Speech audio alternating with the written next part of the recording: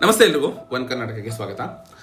ಬಸ್ಗಳಲ್ಲಿ ರಾತ್ರಿ ಪ್ರಯಾಣಕ್ಕೆ ವಿರಾಮ, ಕೇಂದ್ರಕ್ಕೆ ಪತ್ರ ಬರೀತೀವಿ ಅಂತ ಸಚಿವ ರಾಮಲಿಂಗಾರೆಡ್ಡಿ ಅವರು ಹೇಳಿದ್ದಾರೆ. ಏನು ನಿಮ್ಗೆಲ್ರಿಗೂ ಗೊತ್ತು, ಇತ್ತೀಚಿನ ಒಂದು ದಿನಗಳಲ್ಲಿ ರಾತ್ರಿ ಸಮಯದಲ್ಲಿ ಅಪಘಾತಗಳು ಹೆಚ್ಚಾಗಿ ನಡೀತಾ ಇದೆ. ಇದಕ್ಕೆ ಕಾರಣ, ಒಂದು ಪ್ರಮುಖ ಕಾರಣ ಅಂತ ಹೇಳ್ಬೋದು, ಚಾಲಕರು ನಿದ್ರೆ ಮಂಪಲ್ ಇರೋದು. ಹೀಗಾಗಿ ರಾತ್ರಿ ಸಮಯದ ಒಂದು ಸಂಚಾರ ಮಾಡೋರಿಗೆ ಸಂಜೆ ನಿದ್ದೆ ಮಾಡಿ ಎದ್ರೆ ಒಳ್ಳೆಯದು ಅಂತ ಕೂಡ ಅವರು ಒಂದು ಹೇಳಿದ್ದಾರೆ. ಸೊ ನೋಡ ಬನ್ನಿ, ಇತ್ತೀಚೆಗೆ ನಡೆದ ಒಂದು ಚಿತ್ರದುರ್ಗ ಇನ್ಸಿಡೆಂಟ್ ಏನಿದೆ, ಆ ಜಿಲ್ಲೆಯ ಹಿರಿಯೂರು ಬಳಿ ಸಂಭವಿಸಿದ ಒಂದು ಬಸ್ ಅಪಘಾತ ಇಡೀ ರಾಜ್ಯವನ್ನೇ ಬೆಚ್ಚಿ ಬೀಳಿಸಿದೆ.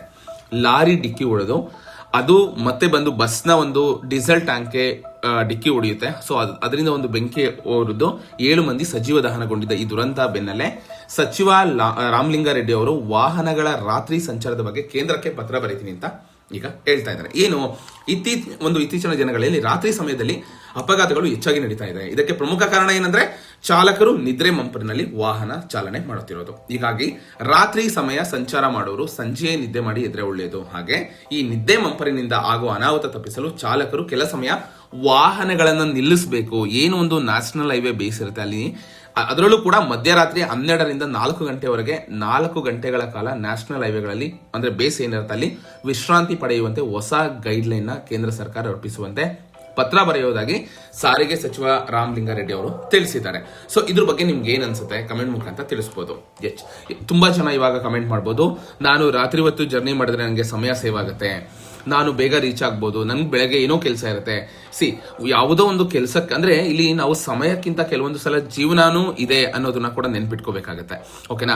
ಸೊ ಯಾವುದೋ ಏನೋ ಮಾಡ್ತಿದ್ದಾರೆ, ಓಕೆ ಯಾವುದೋ ಒಂದು ಬಸ್ ಆಕ್ಸಿಡೆಂಟ್ ಆಯ್ತು, ಸೊ ಇದೇ ಪದೇ ಪದೇ ಆಗ್ತಾ ಇದೆ. ಸೊ ಅದಕ್ಕೋಸ್ಕರ ಸರ್ಕಾರ ಈ ರೀತಿ ಒಂದು ಕ್ರಮ ತಗೋಬೇಕು ಅಂತ ಇರೋದು ಇಲ್ಲಿ.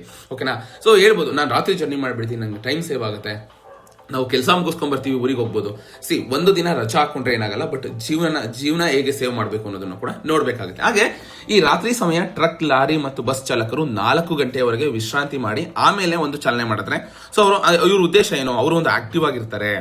ಸೊ ಅಲ್ಲಿ ಯಾವುದೇ ರೀತಿ ಒಂದು ಆಕ್ಸಿಡೆಂಟ್ ಆಗಿರಲ್ಲ, ಅಂದ್ರೆ ನಿದ್ದೆ ಮಂಪರ್ ಇರಲ್ಲ ಅನ್ನೋದು ಸರ್ಕಾರದ ಒಂದು ವಾದ ಆಗಿದೆ. ಹಾಗೆ ಬಸ್ಗಳಲ್ಲಿ ನೀವು ನೋಡಬಹುದು 2 ಡ್ರೈವರ್ ಇರ್ತಾರೆ, ಆದರೆ ಲಾರಿ ಅಥವಾ ಟ್ರಕ್ ಗಳಲ್ಲಿ ಒಬ್ಬರೇ ಇರ್ತಾರೆ.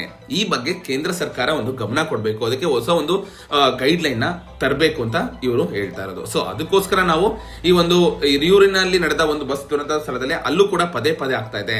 ಸೊ ಅದ್ರ ಬಗ್ಗೆ ಕೂಡ ಕೇಂದ್ರ ಗಮನ ಹರಿಸಬೇಕು ಅನ್ನೋದು ಇವರ ಮಾತಾಗಿದೆ. ಸೊ ಕಾದ್ ನೋಡೋಣ ಇದಕ್ಕೆ ಕೇಂದ್ರ ಯಾವ ರೀತಿ ಉತ್ತರ ನೀಡುತ್ತೆ ಅಂತ.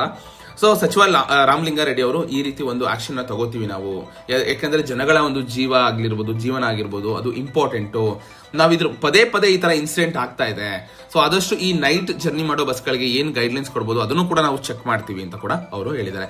ಸೊ ಇದ್ರ ಬಗ್ಗೆ ನಿಮ್ಗೆ ಏನ್ ಅನ್ಸುತ್ತೆ, ಅಥವಾ ನಿಮಗೆ ಏನು ಅನಿಸಿಕೆಗಳಿದೆ ಅದನ್ನ ಕೂಡ ಕಮೆಂಟ್ ಮುಖಾಂತರ ತಿಳಿಸಿ. ಇದೇ ರೀತಿ ಒಂದು ಹೆಚ್ಚಿನ ಅಪ್ಡೇಟ್ಗಾಗಿ ನನ್ನ ಯೂಟ್ಯೂಬ್ ಚಾನಲ್ ಸಬ್ಸ್ಕ್ರೈಬ್ ಮಾಡಿ, ಇದೇ ರೀತಿ ಸಪೋರ್ಟ್ ಮಾಡ್ತಾ ಇರಿ. ಧನ್ಯವಾದಗಳು.